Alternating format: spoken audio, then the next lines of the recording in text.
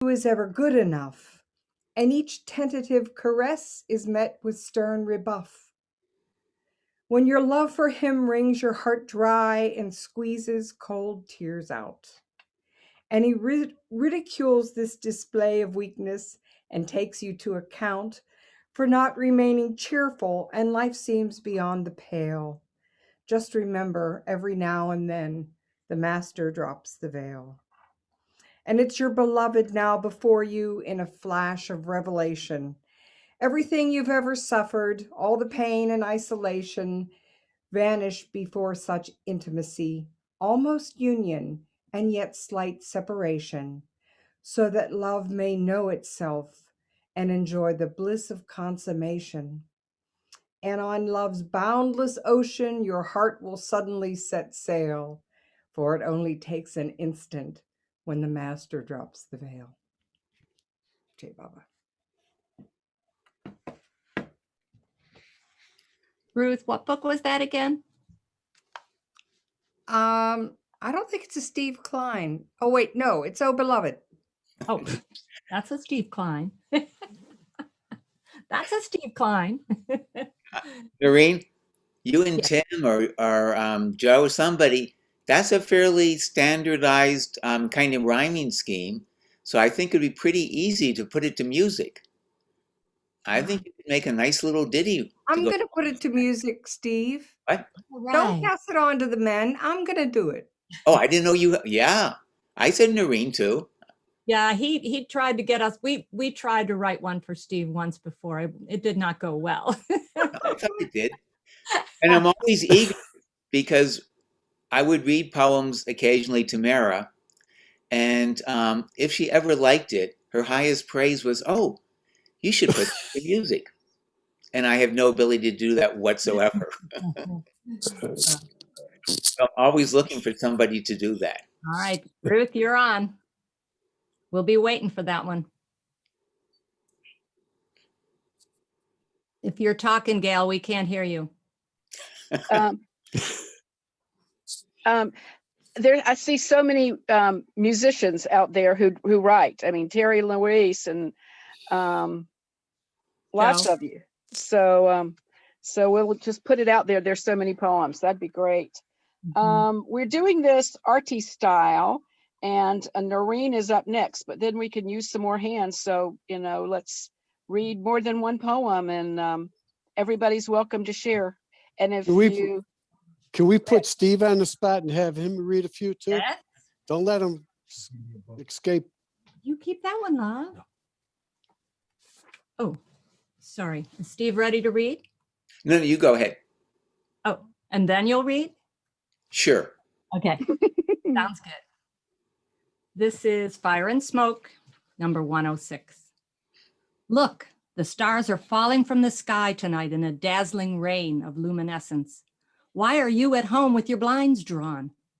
A fine mist of miracles clings to our hair and clothes. With every movement we make, universes explode into being in different realms of existence. You sit at your desk, carefully going over household accounts, trying to discover why they are off by 17 cents. The beloved in his white chadra descends the hills in a flash, leaping from rock to rock. With astonishing rapidity, he strides down the road towards us, his hair streaming behind him, a wild look on his face. You make yourself a cup of cocoa before tucking yourself in bed, already planning what you hope to accomplish tomorrow.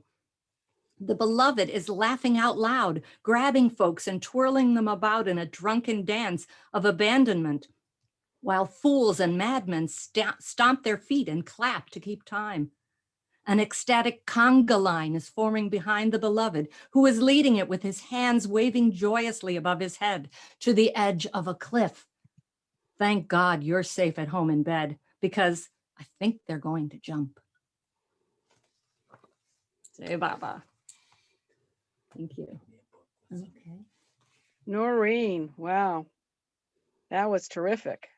Well, that's Steve for you. That's Steve for you. Okay, I think he's up next. Steve Klein. Okay. Well, I really didn't come with anything prepared.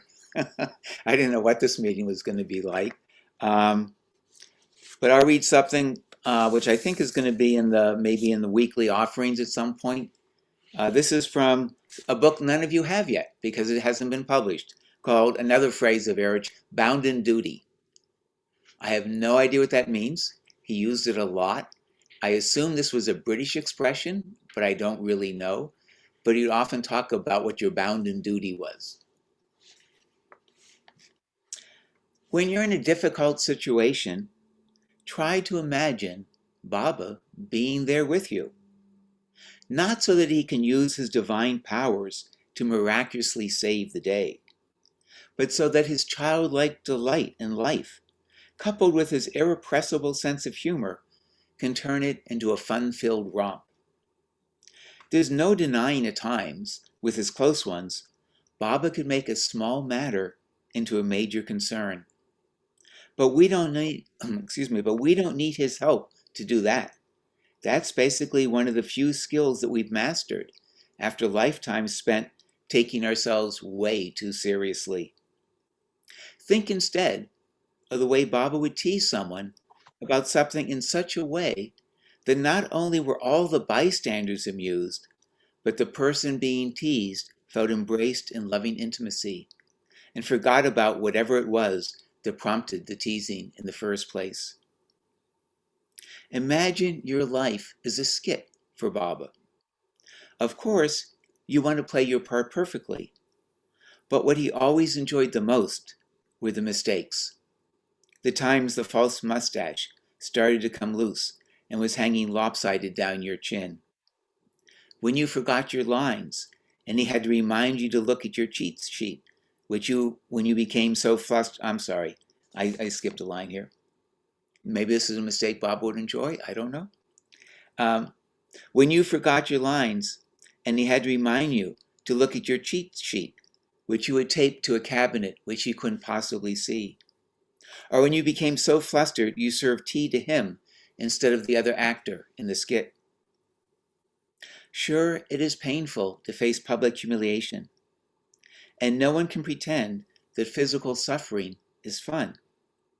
But if we can turn to Baba as we're sitting there in the mud puddle of our life's catastrophe and say, well, this is another fine mess you've gotten us into, not only will it make Baba smile, but his response will lift your spirits as well. So, stole a line from Laurel and Hardy because Baba enjoyed Laurel and Hardy. Thanks. Do you have another one for us? Not right now. All right, that's fair. I'll take that. We've got Ann Elizabeth now. Okay, Hey, can I ask a question? What was the line from Laurel and Hardy? this is another fine mess you've gotten us into. Oh, right, of course. Good question. Thanks. Okay, Ann Elizabeth. Okay, so this is from Fire and Smoke by Steve on page 60. After a long drought, the rains have come. The noise wakes the farmers in the night. They listen for a second and then rush outside to feel the rain on their upturned faces. They laugh and call out to their neighbors, join hands, and dance in happiness. In the morning, they will gather flowers to take to the temple to thank the Lord for his mercy. Oh, beloved, how shall I thank you for what you have done for me? No words, no garlands, no worship can express my gratitude. Eventually, the rains will stop, the crops will be planted, and the farmers will sleep contented once more. But ever since your sun dawned in my heart, I have spent every night on my knees, lost in adoration and wonder. In the world, the seasons of growth come and go, but the seed you planted in me can do nothing but inexorably ripen towards its final blossoming. Oh, beloved, what can I say? After a long, long drought, the rains have come.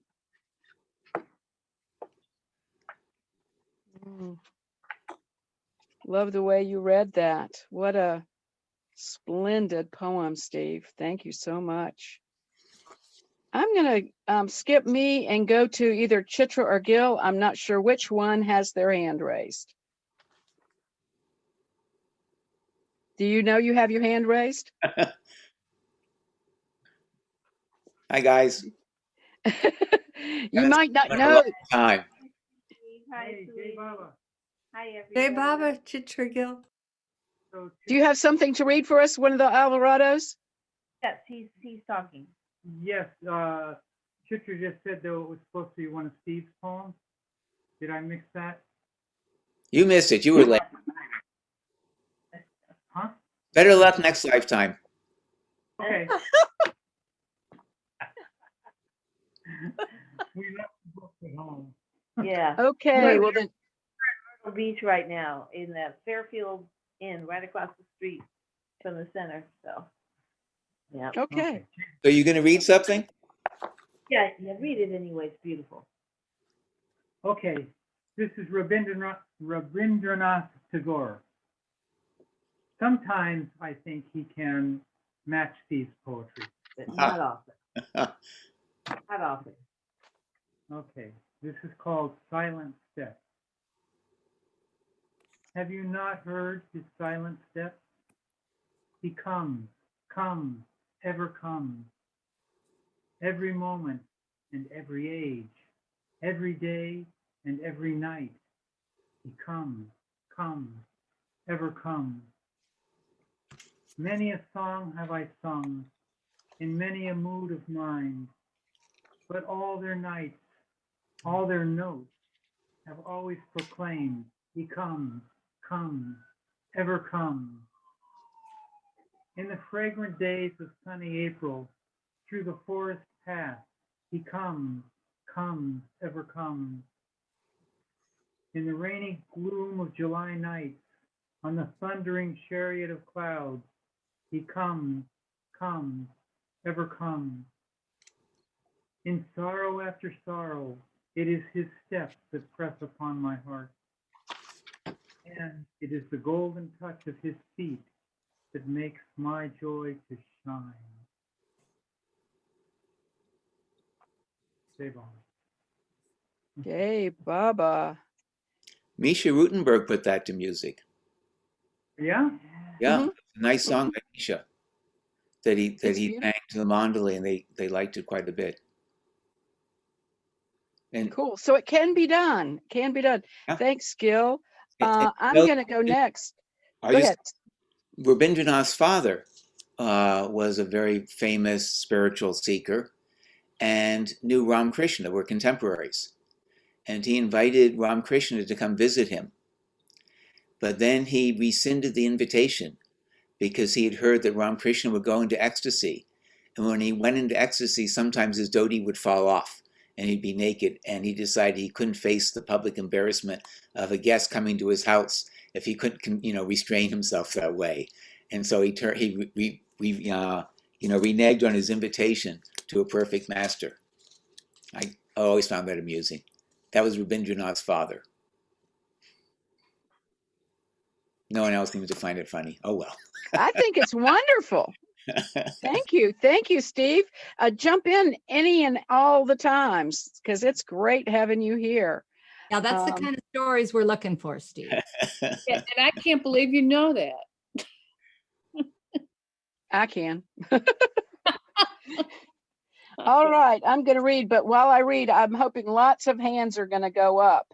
Otherwise, Noreen just will take over because she could go the whole night. But so anyway, as y'all know, this is my very favorites from Oh Beloved.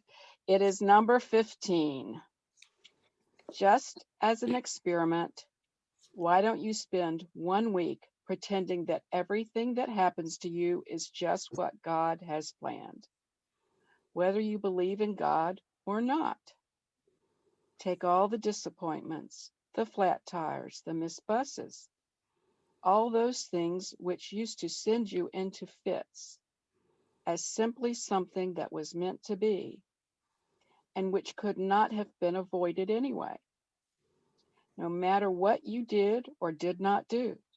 And take those lucky windfalls too, as something which was planned, not as a reward or something you deserved, but as something you had coming in the same way as you had all your disasters coming. That is, as something that was preordained for you. And do not fall into the trap of railing against God for the bad, or thanking him for the good, or trying to beseech him to change the one into the other. Accept everything that comes as his will, just as an experiment to see what it would be like to have such faith.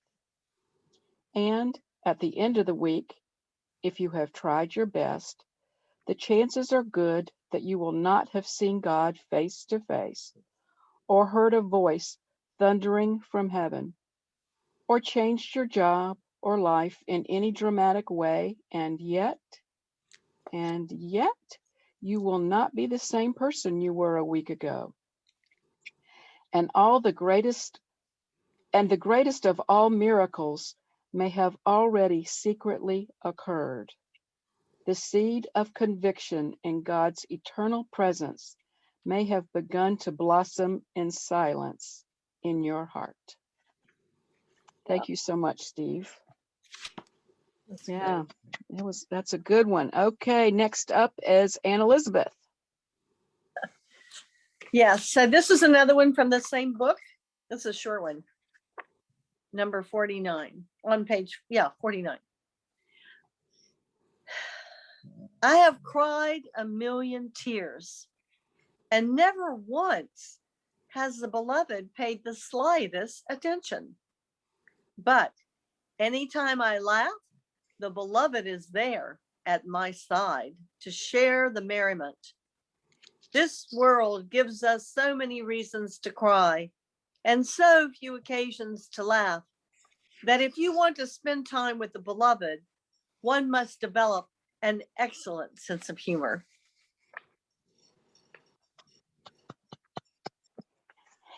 Steve, you have all the different emotions, all the different kind of poems. It's so fun to see all the diversity. Thanks, Elizabeth.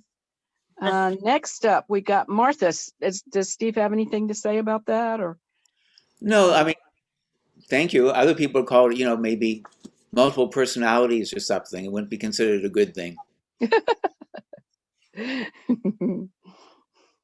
It's all good, Steve. Okay, we got Martha Clancy. We've got our Buffaloians. Is that what it is? Yeah. Good. Okay, good deal. Martha Clancy, here you go. Yes. I'm reading from Praise in Complaint. Not sure why that title came around, but I could think of a few reasons. Oh, beloved, here we are, your children, waiting patiently for you to be with us again. You said you would not be too long, and we have tried to pass the time, telling stories, singing songs, and remembering the times you spent with us. But we are only children and have but a child's patience. When will you return? We sit here dressed in our finest clothes and trying not to fidget because you told us to be on our best behavior. But we long to run and play with you, even if it means you scold us when we go too far. We're only children after all, and a child's duty is to be a child. How can we content ourselves with acting like adults? Oh, do not worry, we will do our best to make you proud of us.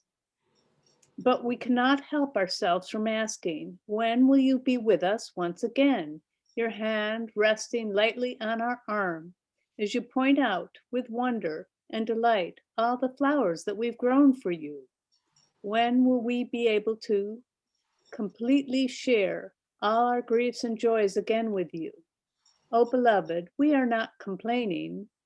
We will gladly wait eternally for you, but please do not make us wait too long. Oh, that was a good one.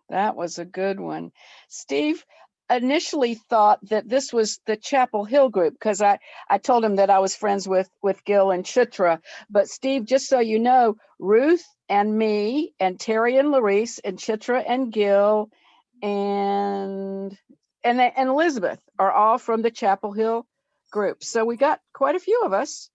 Yeah. Really, the Durham group? Because most of us live in Durham.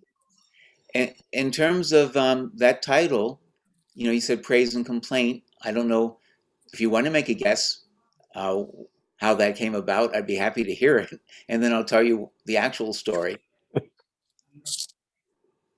No guesses. Not when you're sick. Hafez or Rumi? No.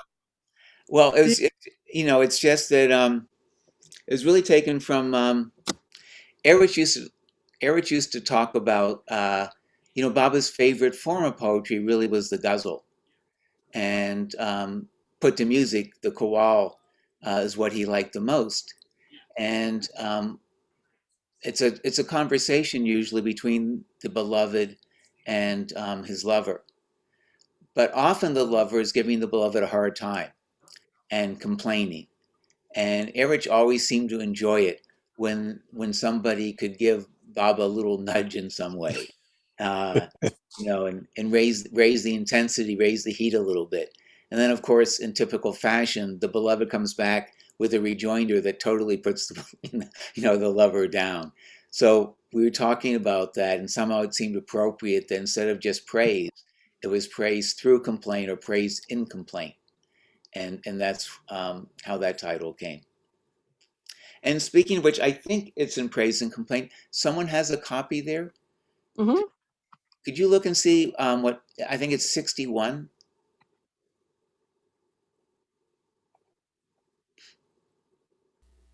It is only those outside your gate. Yeah, I just mentioned that. Erich was very clever, as all of you know who had the good fortune to meet him. And so initially, when I was trying to bug people to listen to things I was writing so they'd pay attention to me, which was my only motivation, Erich said, "Oh, I don't know anything about poetry. You really ought to read this to my brother Merwan. He likes poetry." And of course, the catch is that Merwan lived in Pune, which was 70 miles away. So basically, Erich was trying to send me out of town.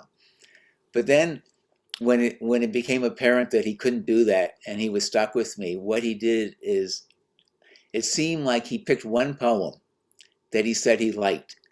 And then no matter what I tried to read to him, he would say, no, go back and read the other one. Read the one I like. And he kept doing this to such an extent, it was totally humiliating. And it took all the fun out of the poem. It made me hate the poem. And it turned what was hopefully, from my perspective, an ego-feeding experience to one of complete abashment and abasement because of his enthusiastic praise of just one thing. He would never let me do anything else. And 61 was the poem he would always make me read and recite before him. So Did you read that now? I don't have the book with me. That's what I was asking.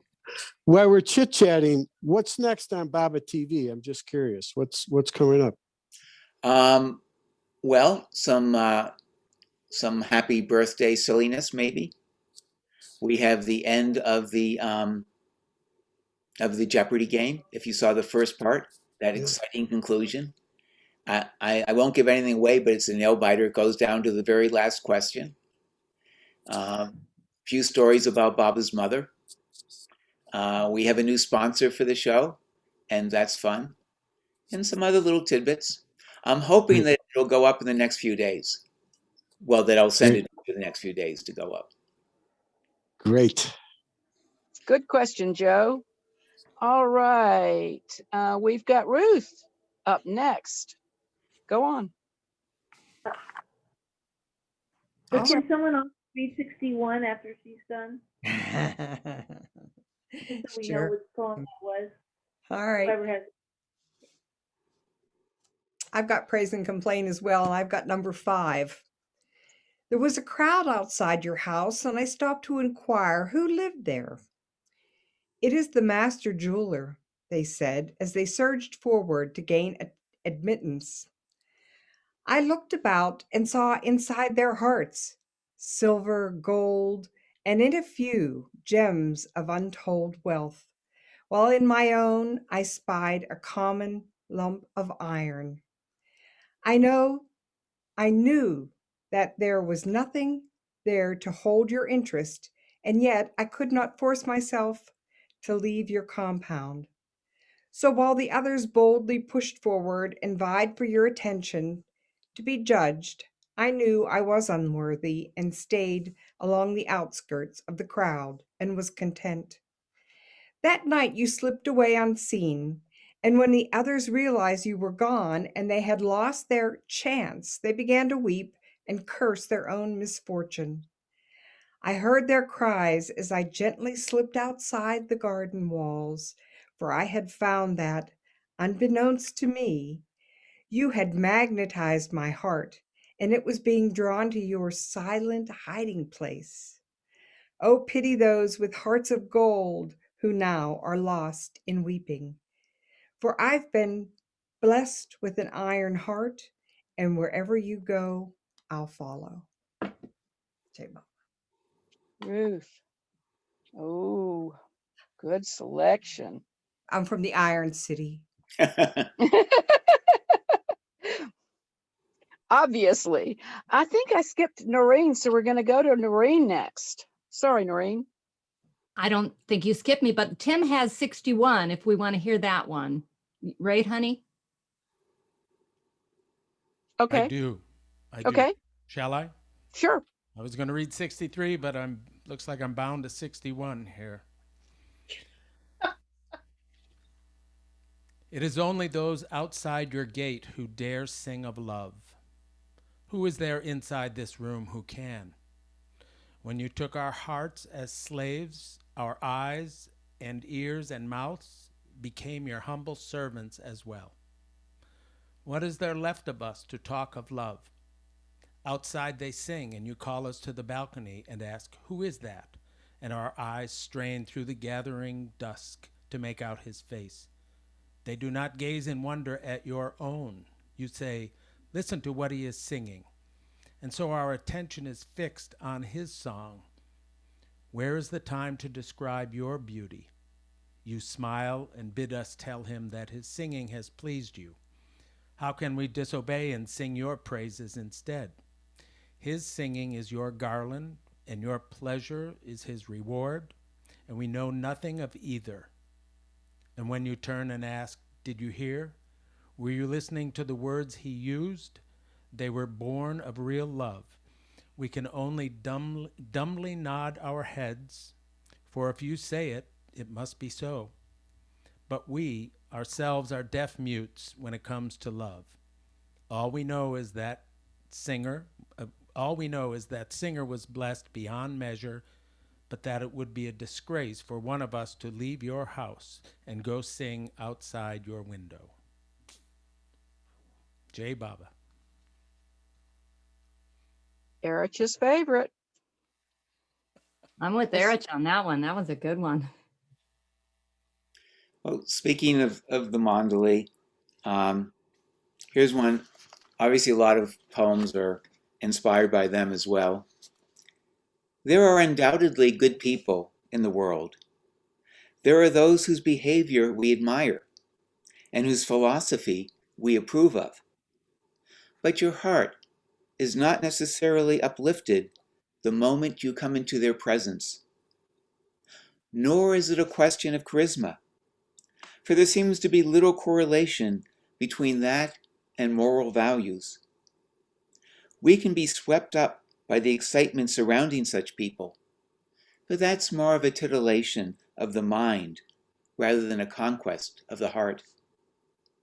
But should you ever meet a friend of God, you will instantly know the difference.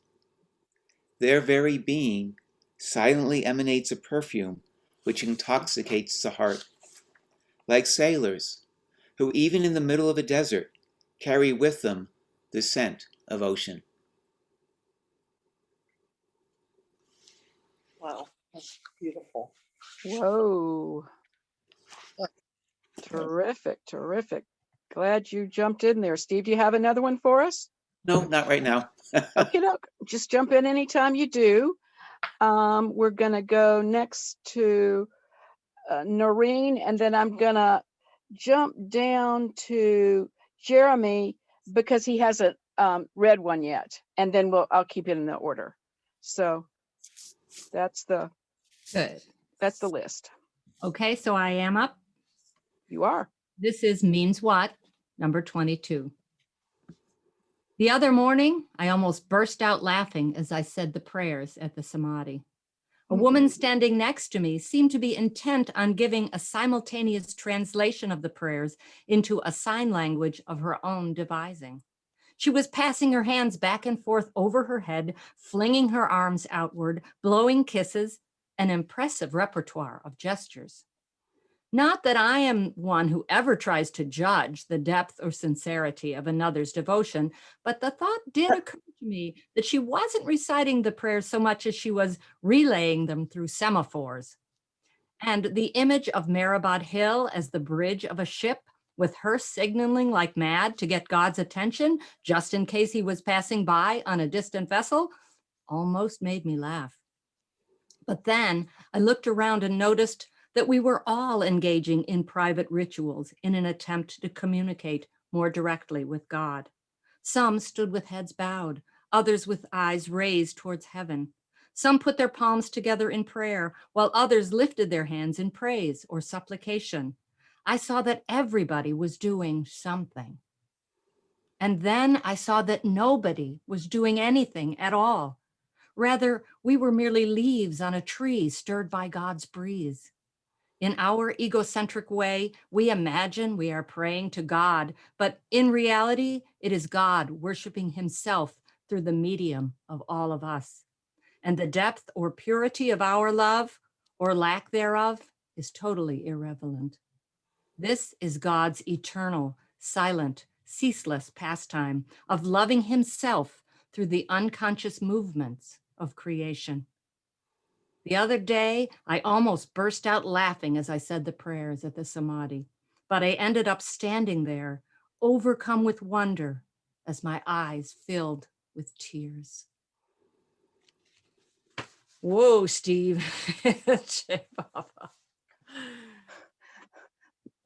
That's just Isn't that too much? amazing. Just amazing. One of my favorites. Yeah. We're going to jump into Jeremy Tepperman now. Hi, everyone. I came a little late. Hi, Gayle. And I'm not sure if this one was read yet. It's number 81 from Praise and Complaint. And I was pointed to it. I was in Myrtle Beach the last couple of weeks, actually, and popped in to say hi to Laura over there. And she was saying that, actually, Steve, you had read this one. So if you guys have been on Shariar Books' Facebook page, then you've heard this recently. And Steve recited it for Shariar, but I liked it a lot, so I'm gonna recite it tonight. So this is number 81 from Praise and Complaint. What is this bond which keeps me here? How many times have I set out for your house, only to have this morning find me making preparations one more time again? I have packed my bags so often, they are patched and threadbare, but I have yet to take that first step on the road to your house. Why am I still here? My bags are neatly placed side by side at the front door. They wait only for me to sling them upon my back and be off. Yet I wander from room to room, as if searching for something I've misplaced. What am I waiting for? I have bid my friends goodbye already. Indeed, I have announced my departure so often, it is not likely that anyone will come to see me off. There is no reason to linger, and yet I find myself in the empty kitchen, making one last cup of tea. Oh, my beloved, when will I stop my ceaseless preparation and simply close the door behind me?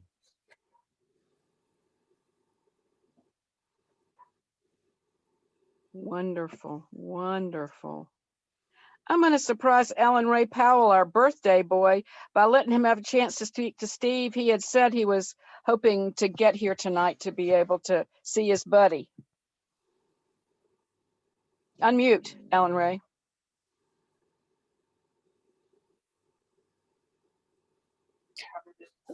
Hold on a second. I'm also on a separate, I'm on the weekly Zoom meeting in Florida, which I just stepped away from. Let the meat bake, Alan Ray. Yes, a surprise birthday party. I'm looking for my copy of Oh Beloved. Should be right here. Where is it? Want us to give you Chitrigan to go, and then you can jump in next. I've got my copy, and let me see, where is my favorite? Yeah, come back to me in a couple of minutes. That Okay. would be great. Chitra or Gil, I'm not sure which. It's Gil. Okay. Wonderful. Go ahead. So since we forgot our books and can't read, I would like to request, I think Ruthie, you have praise and complaints. If you would read number 35, I believe it's 35, it could be 6 or 7, about the banquet hall. 35. Hang on a minute. I'm looking. It's a big one. We read it regularly at our meetings. Well, I don't read it at the meetings, I just read it. 35, as you said, our love should be a fire. No. Okay. Is it 36? So many times have I come to this banquet hall. Yeah, okay. So many times have I come to this banquet hall, and yet I never cease to be amazed at the rich bounty of the food set before me, or marvel with fresh wonder at the beauty of the tapestries upon the walls. So many times have I been summoned here, and each time I have come with glad heart and stared with disbelief at those few who sit in silence at this feast. Yet lately I have noticed them quickly slip away at a servant's discreet tap upon their shoulders, and pass behind a curtain parted I caught a glimpse of a bare table and unadorned walls. Yet such fierce joy upon the faces of those few there that I have now lost my appetite, and sit idly picking at my food, wondering when it will be my turn to feel that servant's tap. J. Baba. Thank you, Ruthie. Thank you. Thanks, Gil, for requesting a favorite. Alan Ray, are you ready, or should we go to A. Elizabeth to give you more time? You're ready. Okay, you're muted, so go ahead after you unmute.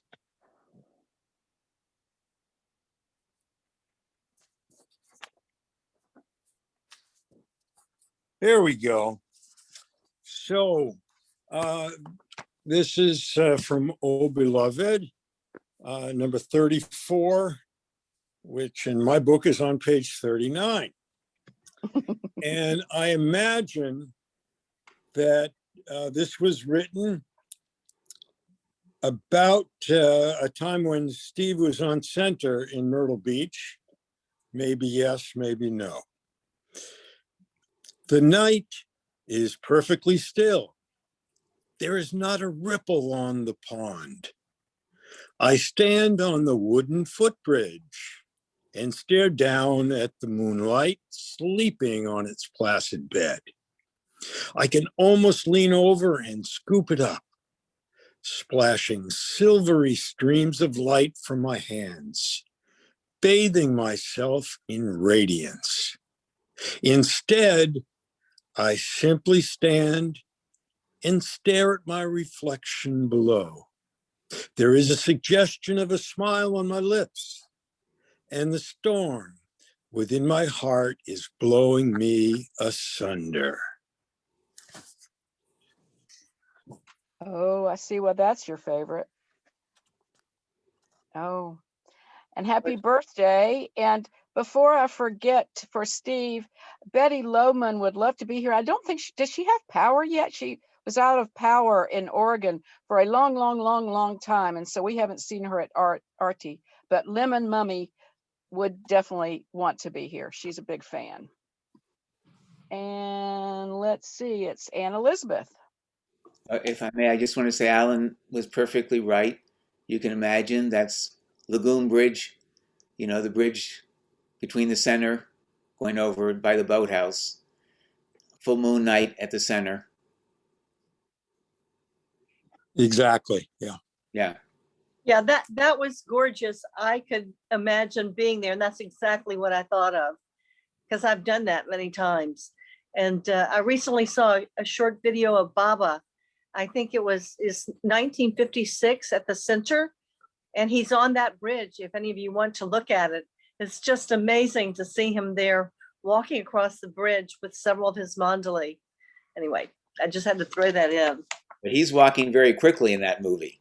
Yes, he is. Before the accidents. Yeah, it's really a lovely video. It's short. So this one is number 27 from Fire and Smoke.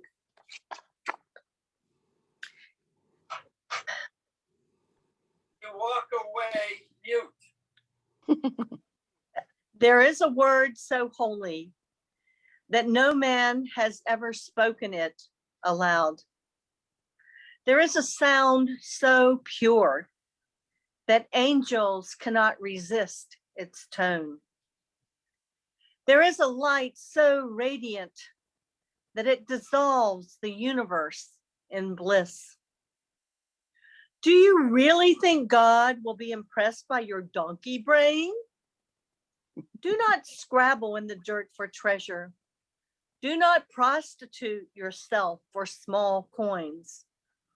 What can you possibly give to God that he does not already possess in great abundance?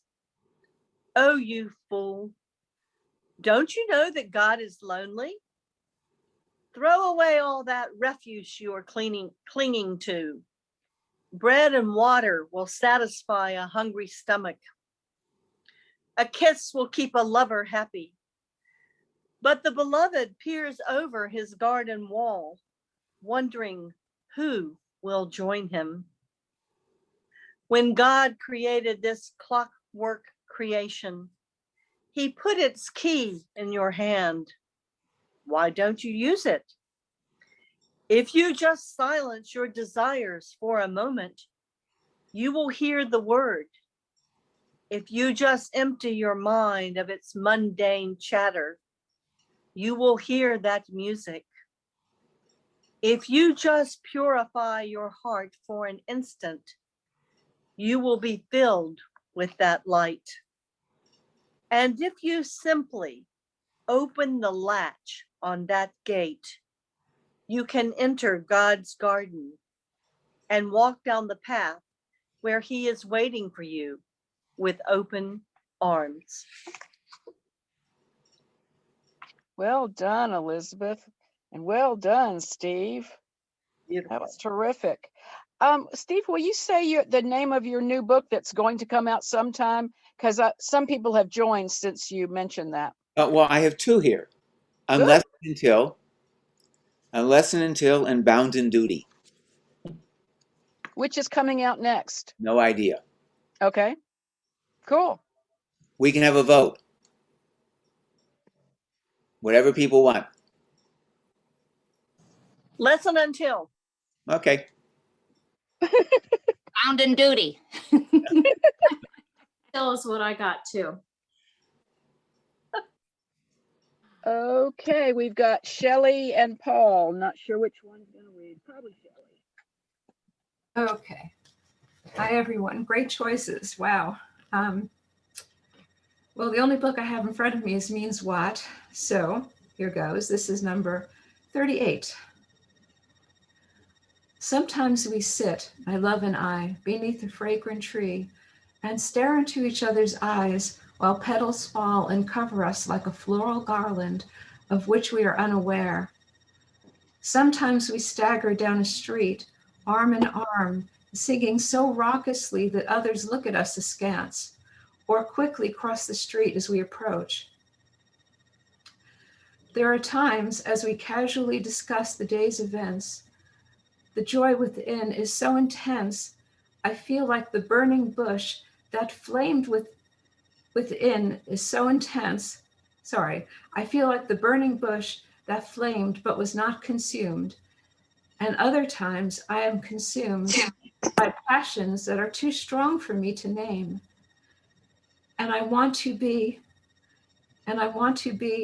my head against the ground or throw myself at you, embracing you so hard that this artificial separation would be extinguished. It is no use trying to judge, to say how a lover should behave. We are all adrift on an uncharted sea, tossed about by winds and currents over which we have no control. Long ago, we abandoned any pretense that we could direct our course. We've used all our maps and charts as scratch paper on which we draw our lover's face. Even when we temporarily reach a port, we walk with a sailor's gait, for there is no such thing as steady ground beneath our feet. Oh, friends, why worry about the world? Why insist that love song be played in one key only, or have just this melody or that, or be defined by lyrics of your choice? If you look for love to match your own expectations, you will never find it. If you allow yourself to be possessed by love, then anything and everything is the beloved's whispering in your ear, I love you. Jai Meher Baba. What an endearing and magnificent poem. Thanks, Shelley, for sharing that. Thank you, Steve, for writing it. Absolutely. We've got Noreen up next. I don't think Terry and Larissa have had a chance yet, have they? We're in Myrtle Beach and we don't have any of the books. Oh, and sorry. We looked I up saw your hand up. online. So we're just enjoying. Okay, great. I thought I saw your hand up. Sorry. I don't understand how people travel anywhere without all the books with them at all times. Exactly. They're so lightweight and travel so well. No, we're really close to sharing our books. So there may be another sale tomorrow. There you go. All right. So my poem is in Oh Beloved, number 45. What songs can a lover sing? At best, one can sing of one's love, but never truly of the beloved.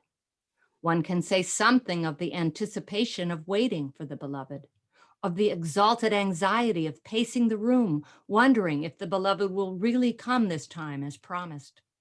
One can describe not the beloved's beauty, but one's intoxication with it, which gives birth to 1,000 dream images with which both console and tantalize as they peer from the deepening shadows as night descends and one prepares wearily to sleep alone once more.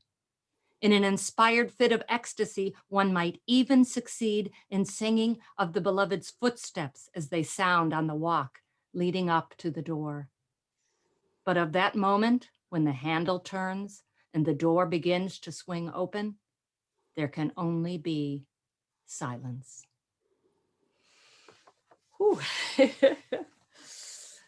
Wow. There are no words for how wonderful this is. Oh, thank you so much for selecting that, and Steve for writing it. I need to check in with Steve because I told him it was going to be an hour and he's not usually a Zoom guy. How are you holding up, Steve? Barely. Are you ready for us to kind of wrap it up?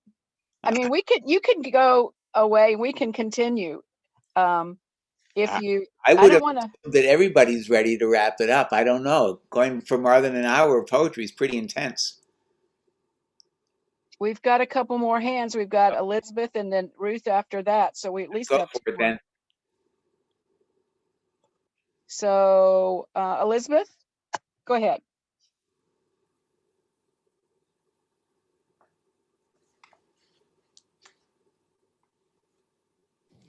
Do you want the knife or the coin?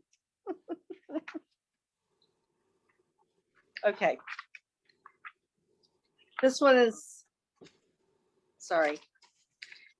This one is also from Fire and Smoke, number 22. Whatever you say about spirituality, the opposite is equally true. What one master forbids you doing, another will command you to do.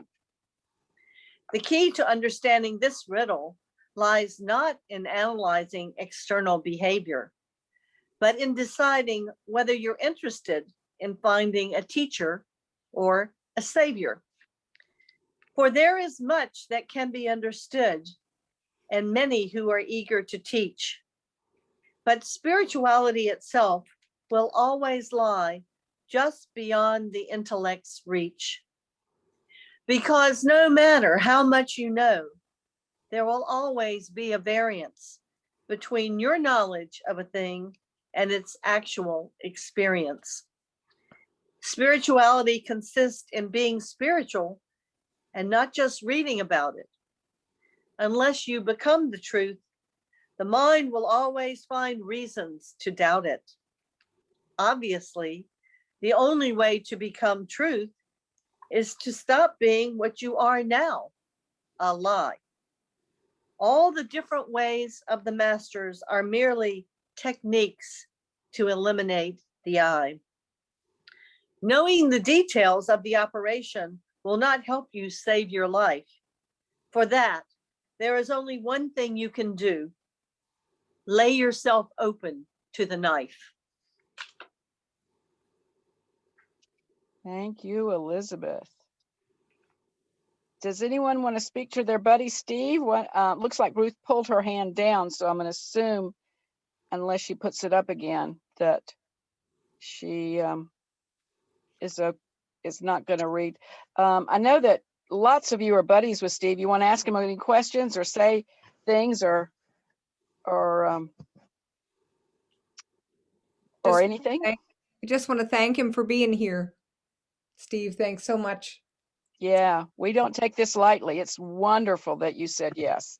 We take it lightly. Well, I dare say I've enjoyed this more than any of you. I've never heard anyone read my poetry before. Wow. How did it sound to you? How did it sound to you? Well, you know, so many were written so many years ago. It's like hearing something from another person, from another time, and which lets me listen to it without complete embarrassment. And I was actually surprised that some of them I thought were pretty good.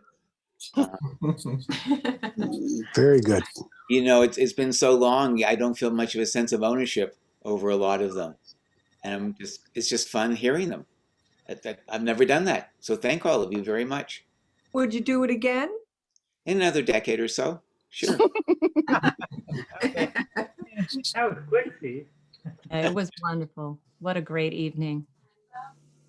So we'll see you on Baba TV, Steve. Yeah, everybody tune into Baba TV. Does everyone How do know? you do that? I don't know about Baba TV. Well, there you go. Here we go, Steve. All I right, don't either. go Plug it.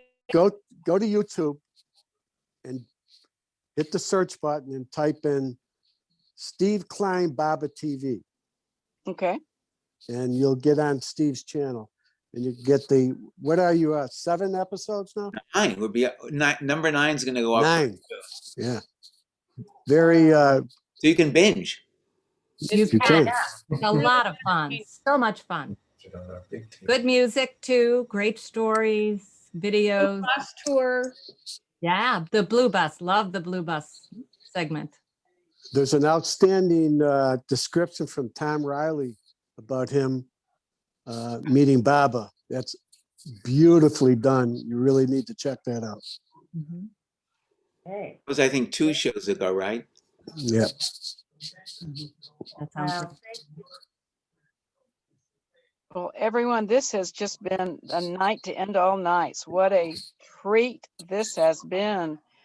Why don't we end with some J Babas? 3 J Babas? Yeah. Hey, Avatar. Baba. Avatar. Mer Baba Baba. DJ. Hey. Avatar Mer Baba DJ. Hey.